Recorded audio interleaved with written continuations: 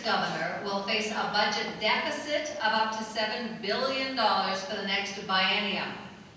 The questions are, how would you address the budget crisis? Specifically, would you raise revenue?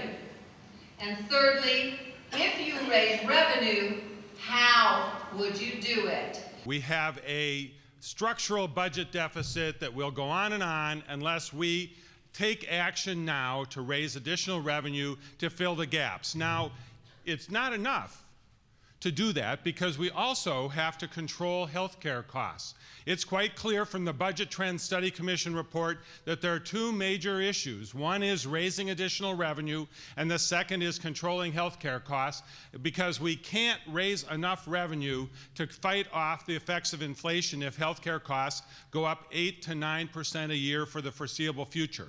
So it's really important that we have a national healthcare plan with a public option so that everyone in the country, not just every Minnesotan, has access to quality, affordable health care, and we get the federal government to play a role in making sure that every Minnesotan has coverage. Now, we do have to, when we raise revenue, we have to have a fair and progressive system.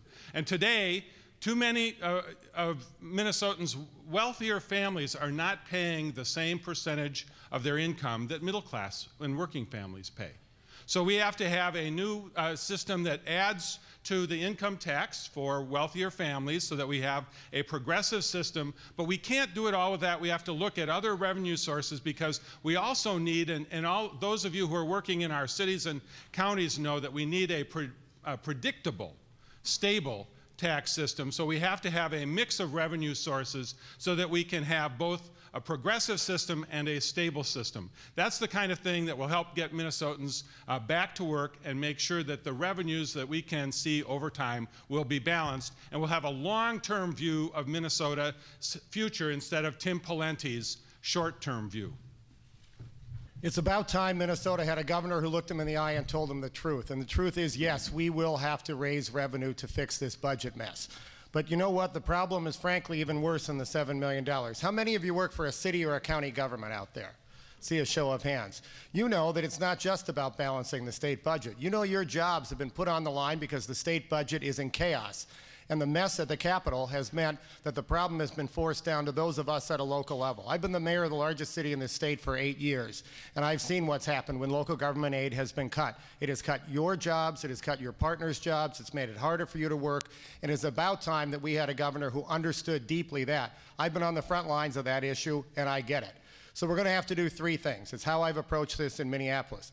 We are going to have to control spending. We are going to have to reform the way we deliver services, and you know better than anyone how we can do that. We're going to have to do that together, but we're also going to have to add revenue to the system. The fourth thing we're going to have to do is to get the pressure off the local property tax. That cuts your jobs, it's messing up our school system, and it's an incredibly inequitable way for us to raise revenue. Now, right now, we have a tax system in this state that is balanced very narrowly on a few funding sources. We're going to have to broaden that. I'm not going to stand here with the answer to that yet, but I'm going to say it will have to come from other places. It's going to have to be more progressive. Yes, it has to be more at the top end of the spectrum, and yes, it has to be off the property tax. But we're also going to have to do two other things. Healthcare costs is a key part of that issue, but so is job growth. We're in this mess because so many of the ways the state collects revenue are tied to job growth.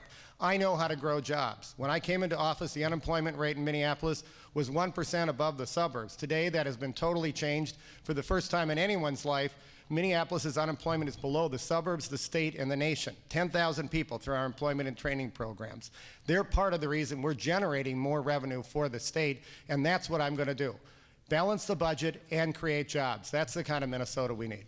We have two reasons for the budget crises that we're in. One is because of the loss of jobs, and the other is because we have a regressive state and local tax system. We've gone from a jobs governor, Rudy Perpich, to a jobless governor, Tim Pawlenty, who believes the solution is to furlough you involuntarily from your jobs and then not show up for his own. I think he's got it upside down. We've lost 120,000 jobs in this state in the last 8 months alone. We used to rank in the top 10 in employment growth. Now we're ranked in the bottom 6 because of the failure of Republican economic policies over the last 20 years. We need to put those people back to work, and if they were working today, that would be $1.8 billion of additional revenues for the next biennium. Secondly, and I believe I was the first up here to say it, and I'll keep saying it, and others are starting to say it now, which is great, we need to raise taxes on the wealthiest 10% of the people of Minnesota, who the Minnesota Department of Revenue, Tim Pawlenty's own revenue department says, are only paying 2/3 of their proportionate share of incomes in state and local taxes. We don't even have a flat tax in Minnesota, we have a regressive. And if those 10% at the top were paying the same percent as everyone else, that would be $3.8 billion of additional revenues for the next biennium. So we don't have a budget crisis, we have a revenue crisis. And I don't believe we're going to solve it by cutting back schools to 4-day school weeks, as we are in some places in Minnesota, and overcrowding classrooms, and continuing to cut back essential services, state and local. I believe it's raising revenues by taxing people and making the state tax system progressive once again. If you do better, you ought to pay more. The rich can afford it. Read my lips, tax the rich. And secondly, we're going to go back to the basics in Minnesota, what's worked for this state in the past, the best possible education system. Single-payer health care nationally would be what we need, and that would reduce the burden on state and local governments for health care costs. We're going to go back to what's worked for this state in the past. We can restore the Minnesota miracle if we restore a DFL leadership to the state government.